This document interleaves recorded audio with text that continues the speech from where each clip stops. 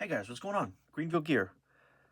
Thanks for watching. As always, really appreciate it and grateful that folks tune in and want to see the cards that I picked up or I'm talking about or learn a little bit about my collection. And it's just really cool. The hobby, um, for me, is so much more fun being able to record these every couple of weeks or something like that. So anyway, appreciate it as always, and all those bits of gratitude out of the way. Let's get to the cards. I have about 13 to show you today.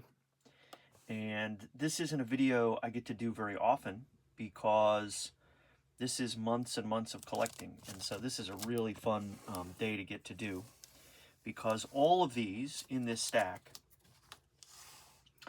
are part of my collection, which has been growing. I have it in a big case, probably 4 rows of graded cards. It's not full, but I just love collecting 1950s, 1960s, recently 1970s Hall of Famers in PSA slabs, just because I like the consistency there. So I have been picking these up from various sources, some card shows, various places online, and I collect them for a while, and I put them in my 4-channel bin, and now I get to show you what I picked up. So without further ado, let's start looking at some of these cards.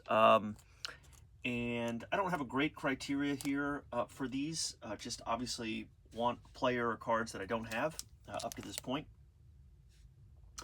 And here's the first one, Jim Bunning, Hall of Fame pitcher. And this is in a PSA 5. And some of these, I think, might be from ComC. This one, I think, yeah, this one was.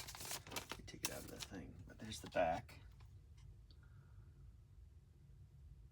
Of course, if you watch the channel at all, and I'd encourage you, if you haven't seen them, go back and check out some of my older videos. I'm working slowly on the 1960 top set, which is the set that this comes from. So what I've been doing with these is, obviously this won't go in my binder, but it goes into my case. And I'll get a lower grade version to slip into the binder. So that's the Jim Bunning 1960 tops. Here's another one in a sleeve, and I do these look better if I take them out. So this is a different set. This is 1959 tops. What a gorgeous card. This is Hank Aaron and Eddie Matthews. Fence Busters. They did these great combo cards.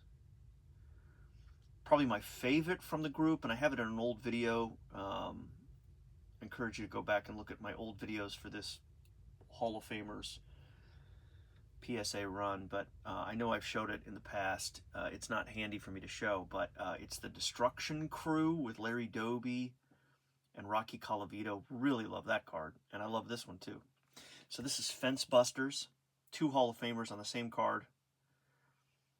Tells you a little bit about how they were doing in 57 and 58. Very cool card. Love the colors on that. I think this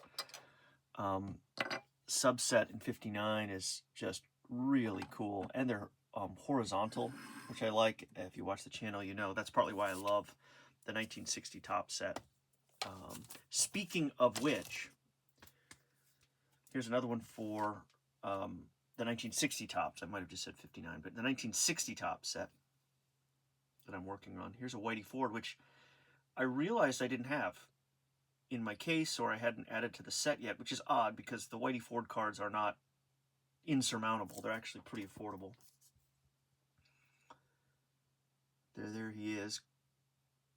Card 1935. I love these cartoons too for this set. In 1955, Whitey tossed 2 one-hitters in a row. Nobody's perfect. It's great. So there's his highlights from 1959. And this is the 1960 top set. Now, part of what precipitated me getting this card and realizing I didn't have it is actually I was gifted a signed ball from my father-in-law by Whitey himself. There it is. So I just thought it would be really cool to put on my shelf this way and maybe not put this one in the case, to have it next to the signed ball. I thought that was really cool. And a cool hand-me-down. So I appreciated that. For sure. A card from a set I don't have a lot of, but I love this set and would love to work on this one maybe next or down the road, something like this. And a player I don't have a lot of cards of. Oh, this is also, sorry, another bag that's got like a little tear in it, and it'll just look better out of the bag. There it is. Another player that I don't have really many cards of at all is Ernie Banks. Now, this is a low-grade Banks. This is a fair 1.5, but look at this card. And look at how that card presents on a shelf or in a case. Pretty sweet, right? So I was happy to get to add this one to the collection. So this is card 28 in the 1956 set. Now, why is it a 1.5? Try to catch it here. Sort of right here. There it is. It's kind of grabbing it a little bit in the light. There's like a little crease. There's a bend through the hat there and to the edge. But that's okay, because it just looks like a little bit of discoloration from this angle. It's nicely centered. Corners are decent. And now I have one of my first, it's probably not my totally first, but it might be. I'd have to go back and look at my case. First Ernie Banks card. And it's a 1956 Topps. Pretty cool. Really happy to have added that one. Up next is a player that I'm trying to get more cards of, and I've been able to do it. Go back, excuse me, please, and watch the Hall of Fame Rookies video that I've got up, and you'll be able to see the rookie of this guy. But I've been trying to build out my Carl Yastrzemski collection a bit and get some Yaz cards, and so this one is just, to me, an absolute beauty in a PSA 6. Really, really sharp, nicely centered. The white and the black pop. And Sockers. What a cool, he and his teammate Schilling here. What a cool card. I just love it. So I grabbed one of those. Another one of those combo cards like Fence Busters. But that can go in the case. And I just think it's a real beauty. It's a lot of fun to get to show you this video. So I'm taking my time a little bit here because I want to, as they say here, chew my food slowly and just kind of revel a little bit in what I've picked up. Because again, I don't get to do a video like this all that often, so it's pretty fun. All right, so here's a story of an upgrade, actually. This was the original card that I had in my case.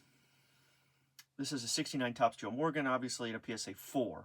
Not a bad example of the card at all, actually, and I was happy to have it.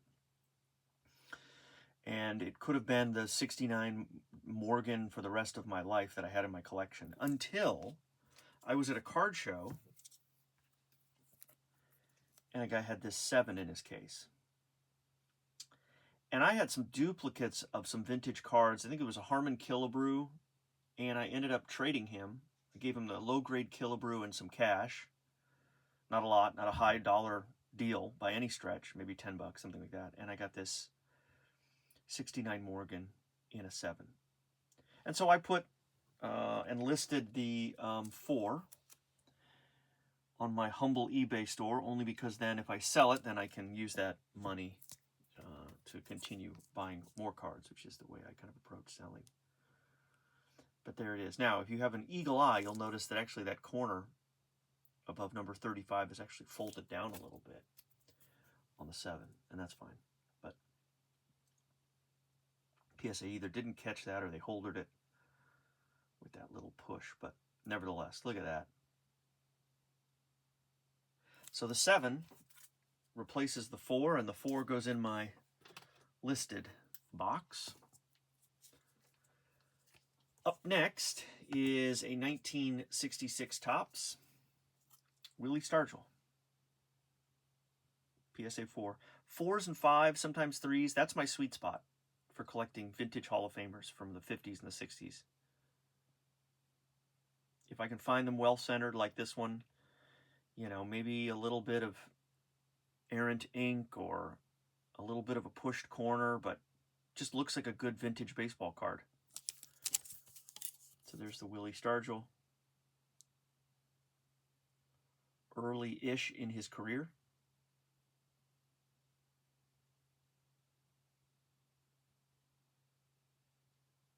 Well, 59 home runs as a pro at that point. Pretty cool. Up next, and I know I've shown in a video for my binder, I had grabbed one in a PSA 1 or 2, maybe an SGC 2, I don't remember, a version of this card for my binder that I cracked out, but this is the one that goes in the case. For my 1960 tops, this is the Al K-line. It's got a couple of fish eyes on it, obviously, but this is a PSA 5 K-line. Love this set, obviously working on it slowly but surely. The two photos are so great. The back's so great with the cartoon.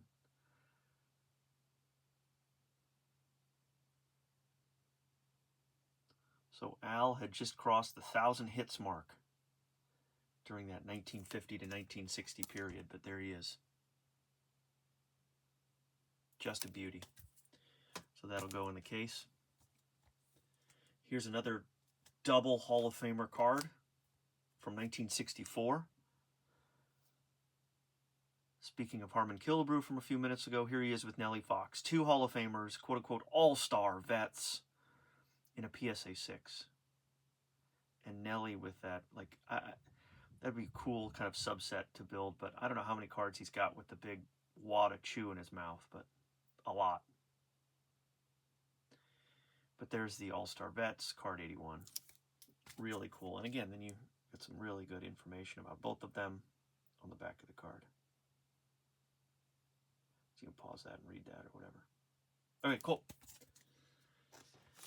I mentioned I was working on my Yaz run, and a set that I always liked as a kid, 1972 tops, and it always kind of felt untouchable to me, because it was like a really old card, you know, when I was collecting in the 80s, but there's the 72 Yaz in a PSA 6. Excellent to mint, card 37. What a cool design. So that was a COMC pickup. And here is another COMC pickup. I've been dipping a little bit into the 1970s. Here's a 79 Jim Palmer. Nice and centered, nice and crisp. PSA 7, near mint. Cool design. If I see these at a good price, I'm just grabbing them from the 70s. Because why not? Collecting is fun. And it's cool to get to put that into my case. And then one more. Here we are dipping even into the 1980s. But Dave Winfield in 1983 tops in a PSA 8. One of my favorite players growing up.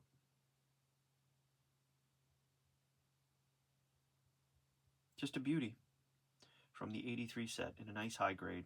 So that one will go towards the end of my rows because it's one of the more modern cards that I have in there. So I hope that was fun to see those.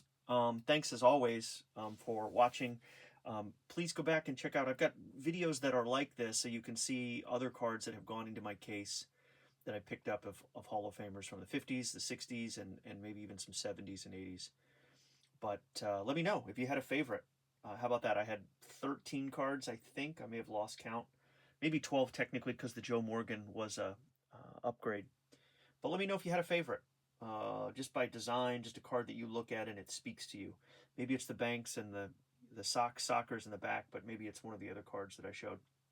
That'd be cool. Drop me a line, and I'll let you know why it speaks to me. So, all right, take care, and I'll see you on the next video.